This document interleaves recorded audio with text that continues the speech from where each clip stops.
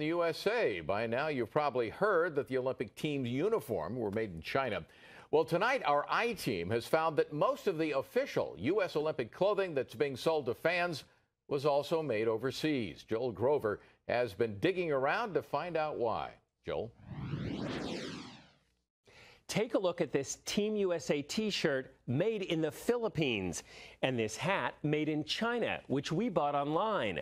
Both, as you can see, have the official logo of the U.S. Olympic team. These are just some of the dozens of items that the U.S. team is selling to the public that aren't made in the U.S. But we've discovered in this changing global economy, this stuff could have all been made in America. So why wasn't it? Before the opening bell even rang, there was controversy over the U.S. Olympic team's uniforms, made by American designer Ralph Lauren in China. I think they should take all the uniforms, put them in a big pile, and burn them. And now we found clothing items you can buy from the U.S. Olympic team are mostly made in Asia, like these shirts and pants and jackets. Could you make these Olympic items as cheaply as they're being made in China? Possibly cheaper.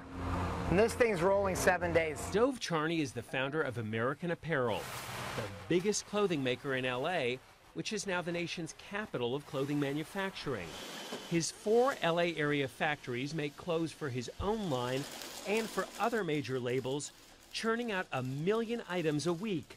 He says companies like Ralph Lauren never even approached him to make their Olympic clothes. The buyers in the big companies like Ralph Lauren are programmed to buy offshore. That's what they know. And the entire industry is programmed in such a way to think that offshore is cheaper. Because for many years, the wages of Chinese workers have been cheaper. And so is the cost of fuel to ship clothes from Asia to the U.S. And people are now accustomed to cheaper. Ilse Metchek is president of the California Fashion Association. The United States consumer has been very, very accepting of made in Mexico, made in China, made wherever. What also drove clothing manufacturing overseas is that the U.S. government was cracking down on factories employing undocumented workers. Basically, the majority of skilled labor here in Los Angeles that knows how to sew, they're falsely documented. In fact, American Apparel was forced to fire over 1,500 people in 2009 after the Department of Homeland Security found those workers were undocumented. But now the company has replaced them with documented workers and has hired even more. We don't see it as a problem.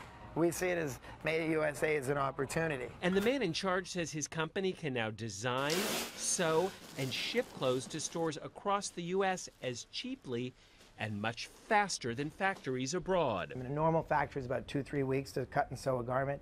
In my case, it's about 1 or 2 days. I have fast manufacturing. And with fuel prices going up, economists say the cost of shipping clothes from the interior of Asia to the U.S.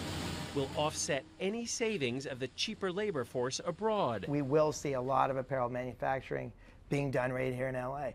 I just hope to have a head start on it. For at least the last 2 Olympics, most U.S. Olympic clothing has been made outside of the U.S. But after this recent controversy, Ralph Lauren is saying for the next Olympics, at least the uniforms of the American team will be made in America. Chuck, Colleen?